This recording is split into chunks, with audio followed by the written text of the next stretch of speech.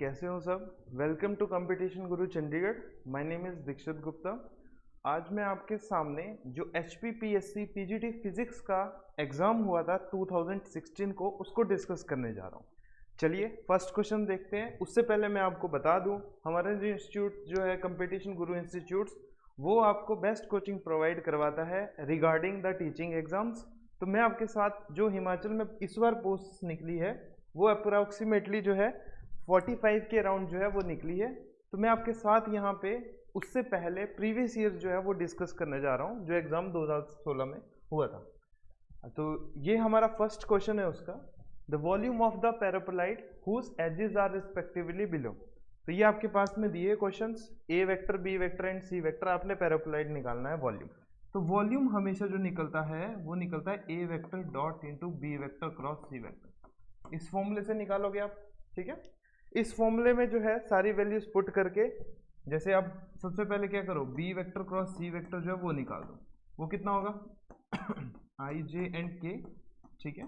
अब यहाँ पे क्या, इनके कोफिशिएंट्स लिख लो, 1 2 -1 and 3 -1 and 2। Further B cross C निकालो, वो कितना होगा I cap into 4 minus of 1 minus of J cap, और ये क्या गया आपके पास में 2 प्लस ऑफ 3 और प्लस के कैप, वो क्या होगा आपके पास में दिस एंड दिस -1 और -6, ठीक है। ये आपके पास में क्या आ गया, बी क्रॉस सी जो है वो आ जाएगा आपके पास में। तो वो कितना है आपके पास में, which B cross C will be equal to 3 I cap minus of 5 J cap plus minus of 7 K cap. ये बना आपके पास में बी क्रॉस सी वेक्टर, ठीक है। अब क्या करो, ए डॉट बी क्रॉस सी निकालना, तो उसको क्या करो, ए डॉट से मल्टीप्लाई कर दो। तो वो कितना होगा आपके पास में 6 A vector dot B vector cross C vector, वो आपके पास में क्या हुआ 6, ठीक है प्लस 15 और माइनस कितना हुआ 28। तो ये कितना हो गया 21 माइनस 28 इक्वल टू 7 -7। तो वॉल्यूम जो है उसका मैग्नीट्यूड जो है हम पॉजिटिव में लेते हैं, तो आंसर आपके पास में कितना आएगा +7 जो है वो आंसर आएगा, ठीक है। तो +7 जो है वो आपके पास में क्या आएगा, करेक्ट ऑप्शन जो है +7 जो है वो रहेगा, ठीक है। इसी तरीके से नेक्स्ट क्वेश्चन जो है उसे देखते हैं। आपके पास में क्या है, a l m i j and यहाँ पे एक और होगा के, ठीक है।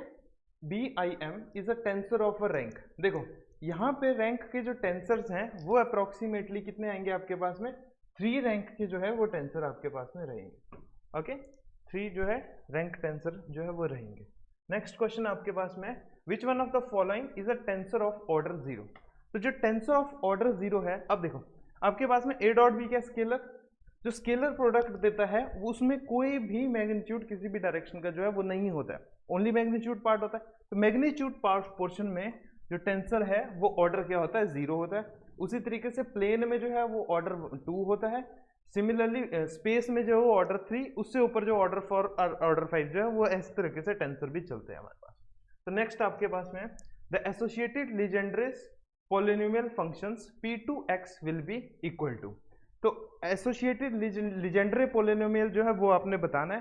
तो उससे पहले आपको पोलिनोमियल की कोई आइडेंटिटी जो है वो पता होनी चाहिए, तो उसे लिखना p l into l of x should be equal to, वो किसके इक्वल होती है, -1 whole raise to power l into ये -1 raise to power l into 2l -1 into double factorial, उस 2l -1 into double factorial into 1 minus x square raise to power l/2। इस identity का use करेंगे हम। डबल फैक्टोरियल का मतलब क्या है, डबल फैक्टोरियल का मतलब है, मान लो n फैक्टोरियल आपके पास में है, डबल फैक्टोरियल, तो मैं क्या लिखूंगा n into n-2 into n-4 and so on. इस तरीके से जो है डबल फैक्टोरियल का मतलब बनता है। तो यहाँ से जब आप रिजल्ट जो है वो पुट करोगे तो आपके पास में जो है वो क्या है, आप जब रिजल्ट पुट करोगे तो देखना कौन सी वैल्यू जो है आपके पास में बनेगी, 3 इंटू 1 माइनस एक्स स्क्वायर जो है वो आपके पास में बनेगा, ठीक है। चलिए नेक्स्ट क्वेश्चन को जो है देखते हैं। वो आपके पास में क्या है, cos x is given by the following series. देखो cos और sin की जो ये सीरीज होती है, cos की सीरीज आपके पास में हमेशा जो है इस फॉर्म में बनती है। देखो j0x minus 2j2x plus 2 into j4x and so on. ये आपके पास में क्यों, कॉस क्या है आपके पास में इवन फंक्शन है तो उसकी सीरीज इस तरीके से बनती है। उसी तरीके से अगर मान लो साइन होता आपके पास में, साइन ऑफ एक्स क्या बनता है 2j1, ठीक है 2j1 minus 2j3 plus 2j5 and minus 2j7 and so on. इस तरीके से जो है सीरीज जो है वो स्टार्ट होती है आपके पास में साइन और कॉस की। तो इन दोनों से ऑप्शन देख लीजिएगा, तो ऑप्शन नंबर ए जो है वो आपके पास में क्या होगा, करेक्ट ऑप्शन होएगा। इसका नेक्स्ट क्वेश्चन देखते हैं, वो आपके पास में क्या है, residue of z into z square minus 1 at infinity will be. देखो रेजिड्यू निकालना है कहाँ आपने, at z equal to infinity पे। तो फंक्शन को पहले क्या करो, फंक्शन को ऐसे लिखो z upon Z square minus 1 है, इसको फॉर्म को बनाओ, नीचे से क्या कर दो z कॉमन ले लो, तो जेड स्केयर कॉमन ले लिया आपने, वो क्या हुआ 1 माइनस 1 अपॉन जेड स्केयर, ये बन गया, ठीक है। एक z से z कैंसिल, ये क्या हो गया 1 अपॉन जेड, ऐसे लिख दो 1 माइनस 1 अपॉन जेड स्केयर जो है वो आपके पास में बन गया। एट इन्फिनिटी पे रेजिड्यू निकालना है, तो रेजिड्यू एट इन्फिनिटी कैसे निकलेगा, limit z approaches to infinity f of z, तो इन्फिनिटी में पुट कर दो, 1 बाई इन्फिनिटी क्या हो गया आपके पास में 0 अपॉन 1 माइनस 1 अपॉन इन्फिनिटी, ये कितना बन गया आपके पास में 0.1। तो इसका करेक्ट ऑप्शन क्या रहेगा आपके पास में 0 जो है करेक्ट ऑप्शन रहेगा। चलिए नेक्स्ट क्वेश्चन जो है उसे देखते हैं। नेक्स्ट क्वेश्चन आपके पास में, if A matrix A is equal to 3 0 minus 1 and B equal to 2 minus 1 and 1 then trace will be. तो trace of A B will be वो पूछा गया है इसमें, तो ए बी निकाल लीजिएगा पहले। तो ए बी कैसे लिखोगे आप 3 0 माइनस 1 एंड 2 माइनस 1 एंड 1, तो जब इसको सॉल्व करोगे तो कितना हो गया 3 2 6 plus 0 and minus 1 which is equal to 5। तो ट्रेस क्या होता है जनरली मैट्रिक्स का डिटर्मिनेंट का सम। अब यहाँ पे जो है जो वैल्यू आपके सिंगुलर मैट्रिक्स में आती है वही ट्रेस होता है, तो इसका जो आंसर होगा वो आपके पास में क्या होगा 5 जो है करेक्ट आंसर होगा, ठीक है। चलिए नेक्स्ट क्वेश्चन जो है उसे देखते हैं। नेक्स्ट क्वेश्चन आपके पास में बीटा ऑफ 4 1 इक्वल टू, देखो इसका जो फॉर्मूला होता है वो होता है gamma function of 4 into gamma function of 1 divided by gamma function of 4 plus 1 5। अब गामा को आपने फैक्टोरियल में लिखना है डायरेक्ट, तो वो क्या हुआ 3 factorial divided by 4 factorial which is equal to 1/4। तो ये आपके पास में क्या रहेगा करेक्ट ऑप्शन रहेगा 1/4, ठीक है। चलिए नेक्स्ट क्वेश्चन जो है उसे देखते हैं। नेक्स्ट क्वेश्चन आपके पास में, every group of a prime order is, देखो जिसमें भी प्राइम ऑर्डर होगा प्राइम नंबर उसका ऑर्डर हमेशा क्या होगा साइक्लिक होता है, ठीक है। ये ग्रुप थ्योरी की जो है सिंपल प्रॉपर्टी है, वही डायरेक्ट जो है पूछ ली गई है। चलिए नेक्स्ट क्वेश्चन जो है उसे देखते हैं। विच one of the following matrix is Hermitian. तो हर्मिशियन मैट्रिक्स को ए इंटू ए डैगर जो है वो क्या देना होता है आइडेंटिटी। अब आइडेंटिटी देना होता है तो ये मैट्रिक्स आपकी कौन सी जो शो करा रहा है, जब आप पूरा सॉल्व करोगे तो सिर्फ ओनली हर्मिशियन मैट्रिक्स जो है वो आपके पास में देगी। हर्मिशियन मैट्रिक्स क्या हुआ, देखो डायगोनल एलिमेंट सेम, इधर और इधर क्या होना चाहिए अपोजिट, तो अपोजिट किसमें ओनली इसमें, तो कौन सी ऑप्शन डायरेक्ट सेटिस्फाई करता है, ऑप्शन नंबर बी जो है डायरेक्ट सेटिस्फाई करता है। चलिए नेक्स्ट क्वेश्चन जो है उसे देखना। The radius of identical sphere arranged in a FCC form of the side A will be. तो एफसीसी के लिए जो है हमारे पास 4r किसके इक्वल होता है √2 ऑफ ए। तो r जो है रेडियस ऑफ आइडेंटिकल स्फीयर्स वो कितना हो गया 1/2 √2 टाइम्स ऑफ ए। तो ये आपके पास में क्या है आंसर रहेगा a/2√2 जो है आंसर रहेगा आइडेंटिकल स्फीयर्स के लिए रेडियस। चलिए नेक्स्ट जो है वो देखना। The angle between 0 0 1 and 1 0 1 will be in a direction of a cubic crystal. तो प्लेन है, प्लेन में एंगल कैसे निकलता है, वो निकलता है cos theta equal to h1 h2 plus k1 k2 plus l1 into l2 divided by under root of h1 square plus k1 square plus l1 square into under root of ये आपके पास में क्या है इस तरीके से बनेगा h2 square plus k2 square plus l2 square, इस तरीके से जो है ये बनेगा, ठीक है। अब यहाँ है क्या HKL, ये h1 मान लो, k1 मान लो, l1 मान लो, h2 k2 एंड l2 इसको मान लो। तो cos थीटा जो है आपके पास में किस में मिलेगा ओनली इसमें, तो 1/√1 इंटू √2। तो cos थीटा आपके पास में कितना आएगा 1/√2। 1/√2 आपको क्या मिलता है cos theta equal to cos 45 degree, 45 degree से कैंसिल, तो थीटा आपके पास में कितना आ जाएगा 45 डिग्री जो है बन जाएगा। तो जब 45 डिग्री बना तो कौन सा ऑप्शन जो है करेक्ट है, डी ऑप्शन जो है करेक्ट रहेगा, ठीक है। चलिए नेक्स्ट क्वेश्चन जो है उसे देखना। वो है आपके पास में potential energy of a diatomic molecule in the terms of atomic radius r is given by this. अब आपने बताना है the equilibrium separation between the atoms of the molecule. तो इक्विलिब्रियम सेपरेशन निकालने के लिए आपको सबसे पहले काम क्या करना है, इसको करली यू अपॉन करली आर जो है वो कितना लेना है, मिनिमम लेना है। ठीक है, जब मिनिमम करोगे इस इक्वेशन को तो आपके पास में कितना बचेगा, एम ए अपॉन आर की power M minus one equal to, इसको जीरो के इक्वल पुट कर दो तो ये क्या होगा, एन बी अपॉन आर की पावर एन माइनस वन।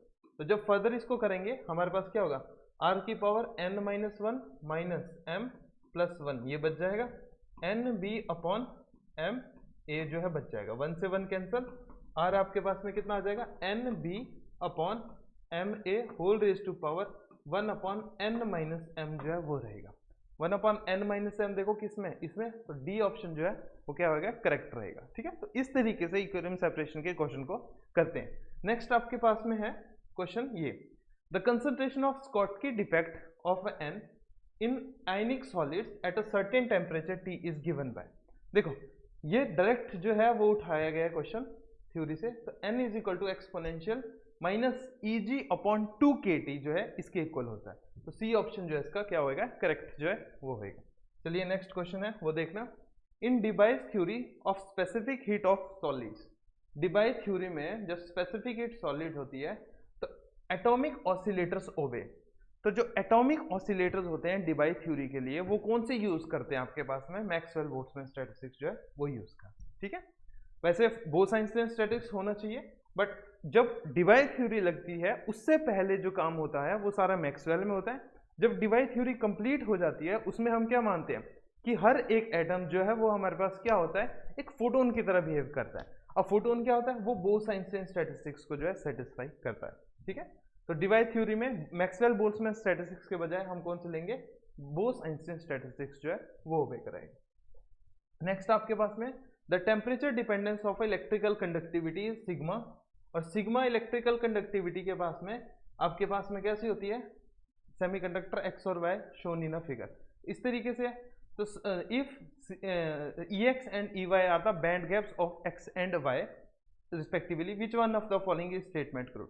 तो नेचुरल लॉग सिग्मा और टी इनवर्स का जो ग्राफ पूछा है, इसका मतलब इसका जो एनर्जी है वो क्या होनी चाहिए, ज़्यादा होनी चाहिए कि नहीं तो यहाँ पे जो मेरे पास जो रहेगा वो क्या रहेगा आपके पास में, देखो इसमें क्या करेंगे हम, इसकी एनर्जी जो है जिसके स्लोप कम है उसकी एनर्जी जो है वो ज़्यादा होनी चाहिए, तो E X is greater than E Y जो है वो रहेगा आपके पास में। ठीक है, चलिए नेक्स्ट क्वेश्चन जो है उसे देखते हैं। नेक्स्ट क्वेश्चन आपके पास में क्या है, if the band gap of alloy of semiconductor is 1.98 electron volt then calculate the wavelength. अब देखना इसमें क्या करना है, हमने वेवलेंथ निकालनी। वेवलेंथ का फॉर्मूला क्या होता है, E is equal to H C upon lambda, यही होता है। तो लेमडा जो है वो डायरेक्ट लिख लो H C upon E, H C में हमारे पास कितना होता है 1240 electron volt nanometre divided by E कितना है 1.8 इलेक्ट्रॉन वोल्ट। जब हम इसको कैलकुलेट करेंगे 62,300 एंगस्ट्रॉम के अराउंड जो है वे मेरे पास बनेगा, तो अप्रॉक्सीमेटली 6250 जो है इसका करेक्ट ऑप्शन रहेगा। ठीक है, चलिए नेक्स्ट क्वेश्चन को देखते हैं। नेक्स्ट क्वेश्चन हमारे पास है वो क्या है, soft superconductors are observe. देखो जो सॉफ्ट सुपर कंडक्टर्स होते हैं वो इंट्रिंसिक जो बिल्कुल लो टेम्परेचर पे काम करते हैं, वो बोथ मिजनर इफेक्ट और से रूल जो है फॉलो करते हैं, तो इसका करेक्ट ऑप्शन जो है वो आपके पास में क्या रहेगा, बोथ ए एंड बी जो है करेक्ट ऑप्शन रहेगा। नेक्स्ट क्वेश्चन आपके पास में, for all the metals the ratio of thermal conductivity जिसे हम के से डिनोट करते हैं एंड इलेक्ट्रिकल कंडक्टिविटी जिसे हम जो है सिग्मा से डिनोट करते हैं, इनका रेशियो जो है वो क्या आता है आपके पास में, टी। एक सॉलिड स्टेट फिजिक्स में रूल भी होता है कि ratio of thermal conductivity to electrical conductivity is directly proportional to T, ये आपके पास में डायरेक्ट ऑप्शन जो है वो होएगा। नेक्स्ट है the ideal method of determination of phonon spectra क्या है, फोटोन जनरली फोनोन स्पेक्ट्रा आपका न्यूट्रॉन स्कैटरिंग के लिए जो यूज होता है। ठीक है, कौन सी स्कैटरिंग के लिए यूज होता है, न्यूट्रॉन स्कैटरिंग के लिए जो है यूज होएगा। तो नेक्स्ट आपके पास में है a particle moving with the velocity of this 1/100 that of light will cross a nucleus about this. अब देखो वेलोसिटी कितने दी है 1/100 to the speed of light which is equal to 3 into 10⁸ divided by 100 which is equal to 3 into 10⁻6 metre per second. ठीक है, radius of nucleus जो है वो अप्रोक्सीमेटली मानते हैं हम 10⁻15 मीटर को। डायमीटर कितना हो गया 2 × 10⁻15 मीटर। ठीक है, और कितना टाइम लगेगा, टाइम कितना हो गया फिर distance 10⁻15 divided by velocity. Velocity कितनी होगी 3 इंटू 10⁻6 मीटर पर सेकेंड ये होगी। तो अप्रोक्सीमेटली कितना आ गया 2/3 multiply by 10⁻21 which is equal to 20/3 multiply 10⁻20। तो अप्रोक्सीमेटली जो है 10⁻20 सेकेंड जो है उसको लगेगा उसको क्रॉस करने के लिए। तो डी ऑप्शन जो है वो मेरे पास क्या रहेगा करेक्ट रहेगा। चलिए नेक्स्ट जो है उसे देखते हैं। नेक्स्ट आपके पास में है question outside of a nucleus. तो न्यूक्लियस के आउटसाइड जो है neutron stable.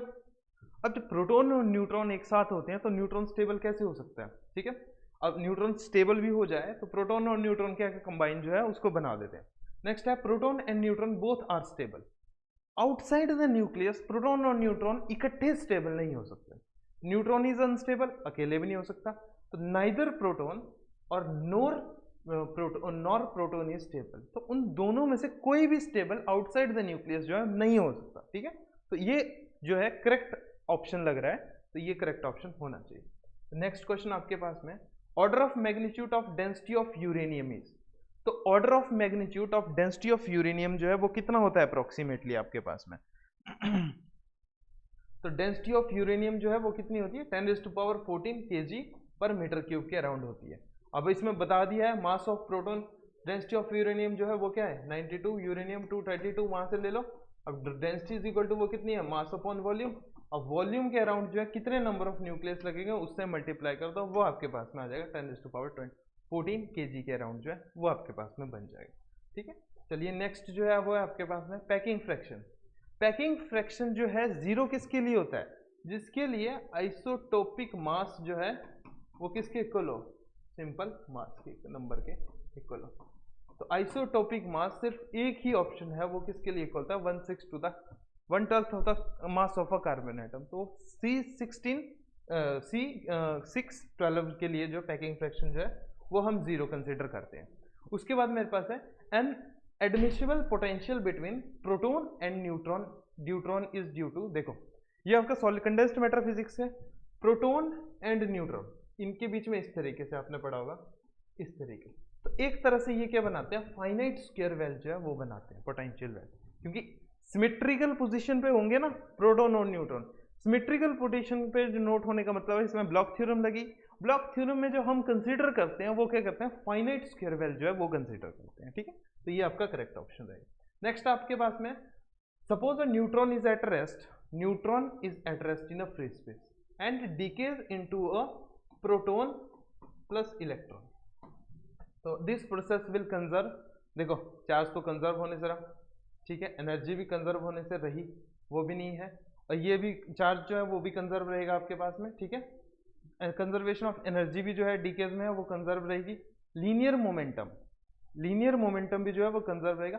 Only angular momentum जो है वो कंजर्व नहीं हो सकता। तो ये वॉयलेट्स क्या करता है आपके पास में एंगुलर मोमेंटम को जो है, देखो चार्ज लिखेंगे न्यूट्रॉन पे चार्ज 0, प्रोटॉन पे चार्ज 1, इलेक्ट्रॉन पे चार्ज -1।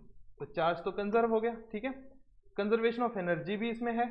ठीक है, उसी तरीके से कंजर्व जितने क्योंकि प्रोटॉन है उतने ही नंबर ऑफ इलेक्ट्रॉन्स भी हमारे पास होते हैं, तो हम एनर्जी जो है उन दोनों की क्या लेते हैं सेम। तो ये भी आपके पास में से ये भी है कंजर्वेशन। लीनियर मोमेंटम भी जो है वो होएगा, सिर्फ कंजर्वेशन ऑफ एंगुलर मोमेंटम है जो नहीं हो पाएगा। ठीक है, चलिए नेक्स्ट क्वेश्चन जो है उसे देखते हैं, वो है hadrons can be divided into. तो जितने भी हेड्रॉन्स हैं उनसे हम क्या बनाते हैं मीजॉन्स और बेरियंस। हेड्रॉन्स जो है वो कैटेगरी में जो है फर्दर डिवाइड होते हैं आपके किस में मीजॉन्स एंड बेरियंस।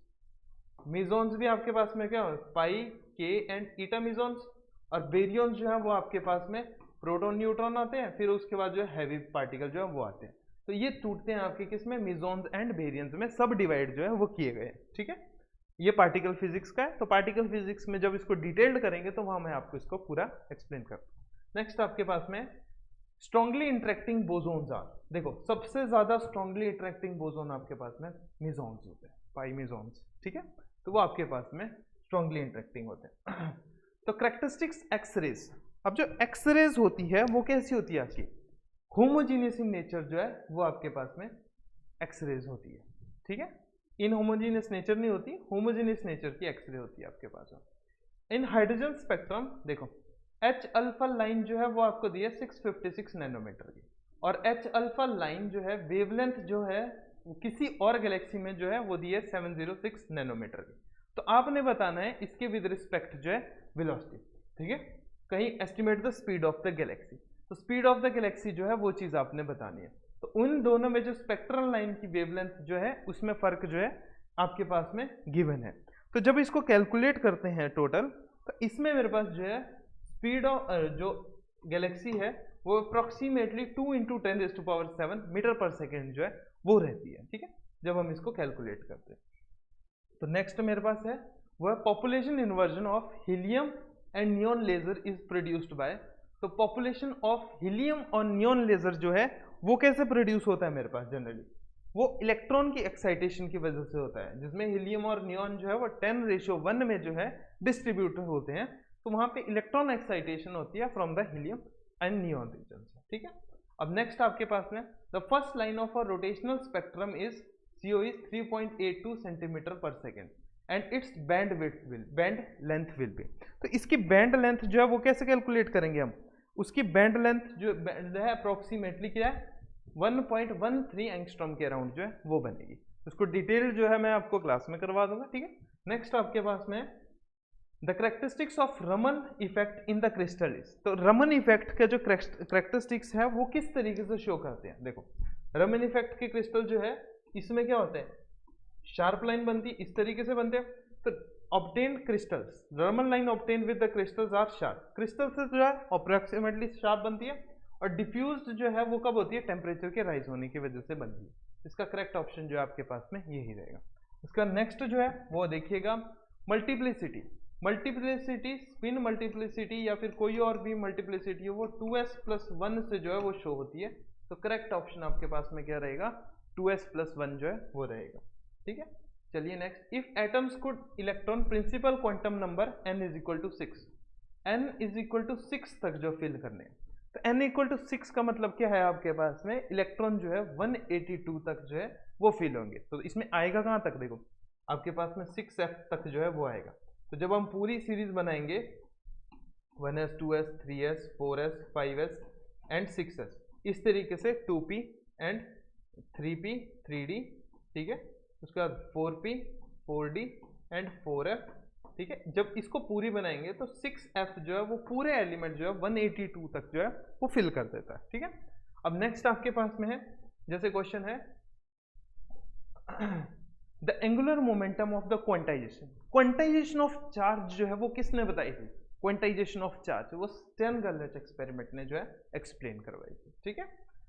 फोटो इलेक्ट्रिक इफेक्ट ने क्या बताया था कि थ्रेशोल्ड फ्रीक्वेंसी के बारे में बताया था, ठीक है, उसी तरीके से जो है अदर एक्सपेरिमेंट भी आपके पास में होते हैं। तो जैसे EB/4πmc², देखो EB/4πmc², ये किसकी यूनिट है, ये लॉरेंट्ज यूनिट की जो है वो हम डिफाइन कराते हैं। तो कौन सा यूनिट डिफाइन कराते हैं, लॉरेंट्ज यूनिट जो है डिफाइन कराते हैं।